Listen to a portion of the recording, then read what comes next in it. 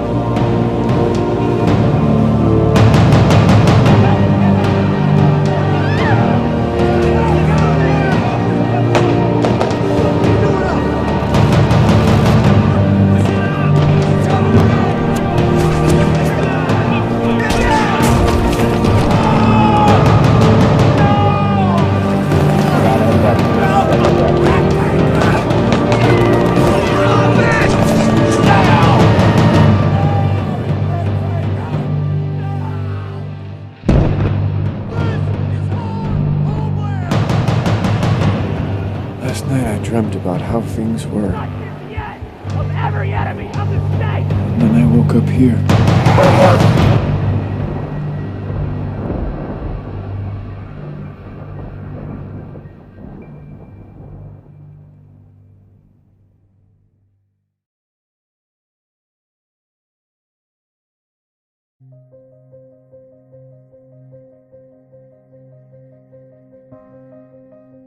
Somebody didn't want the Gray State investigated, explored, and unveiled.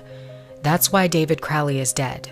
He was the writer and director of one of the most controversial movies in modern history. And somebody didn't want him to produce it. What was so threatening about David Crowley and the Gray State concept? Like Gray State, many Hollywood films have depicted apocalyptic themes and end-of-the-world scenarios. Yet the directors of these films are still alive. Roland Emmerich wasn't murdered after directing Blockbusters 2012 and A Day After Tomorrow. Steven Soderbergh wasn't killed after his movie, Contagion. But David Crowley is dead, along with his wife and child. They were killed before the production could be completed. What was so dangerous about Gray State?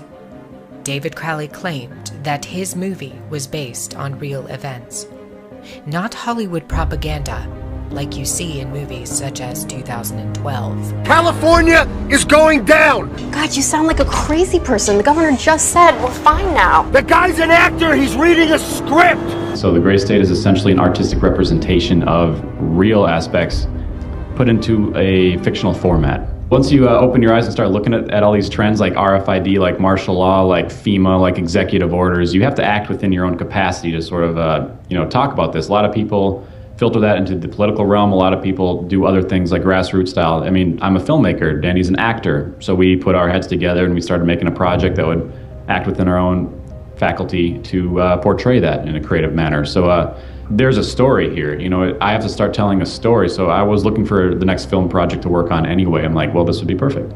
And it's not really perfect because you have to kind of filter down all this stuff into a narrative storyline that's not just propaganda telling you what's going to happen next, like 2012 or A Day After Tomorrow. It's got to be a human story, and it's got to be enduring and compelling. The way we're different is we're independent, and we don't expect any participation from any studios just because of its contentious nature. I mean, anyone knows that Hollywood has not approached this topic so directly before. That's what makes Gray State so compelling. It's that different. Definitely the trailer is our best efforts to kind of show this world and expose these very real issues that exist in our world today.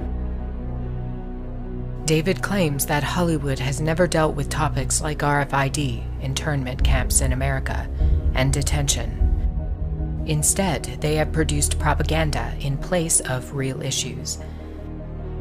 When Hollywood does discuss internment and detention, it's almost always about World War II and the Holocaust. Literally thousands of films have been produced about the Holocaust, and yet one single film that addresses the potential for a Holocaust in the United States is stopped mid-production after its director is murdered. Seems a bit odd, doesn't it? They don't want Americans, Canadians, and other Western countries to know what is coming.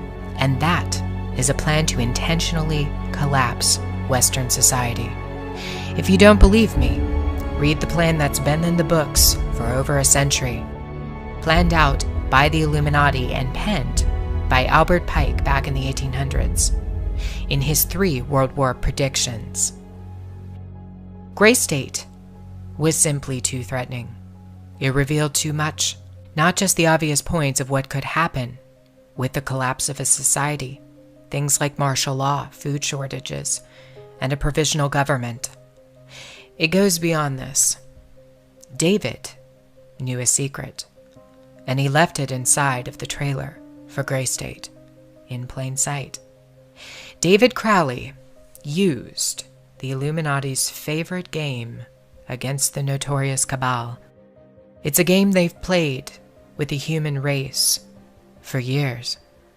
They provide clues about the future to toy with us. They did it with 9/11. They've done it with other major catastrophes. It's called predictive programming. On occasion, though, they get outsmarted at their own game. What was David's hidden message inside the Gray State? And could it be the reason for his death? Perhaps the scariest part of Gray State's conceptual trailer is this character here, who appears to be operating a guillotine. David Crowley was very intentional in this frame of the movie. He added something that I believe he wanted the people to know about. Who is the identity of this executioner? If you look closely, you will see that this terrifying character is wearing something around his waist. It appears to look like an apron. The executioner wears a Freemason apron, complete with the all-seeing eye, the compass, and the 2 pillars. I do believe David Crowley is trying to tell us something. He is telling us that the organization behind the French and American revolutions, the organization behind the Italian Revolution of 1830, the organization that outlined a plan to overtake the Vatican in a document called the Alta Vendita, the organization behind the Trail of Tears and the deaths of thousands of Native Americans under Freemason Grand Master Andrew Jackson, the organization behind the Ku Klux Klan in the United States post-Civil War and its rebirth in 1915, the organization behind the detonations at Hiroshima and Nagasaki during 33rd degree Freemason Harry Truman's presidency. These are men with a radical revolutionary agenda throughout the entire world because they worship and follow a radical revolutionary deity, the first to have led a revolt against the Most High Lord. David Crowley knew something, and he was trying to warn the people. The ones behind the FEMA death camps, the guillotines, and the detention of Americans, it's the Freemasons. They're planning a second American Revolution.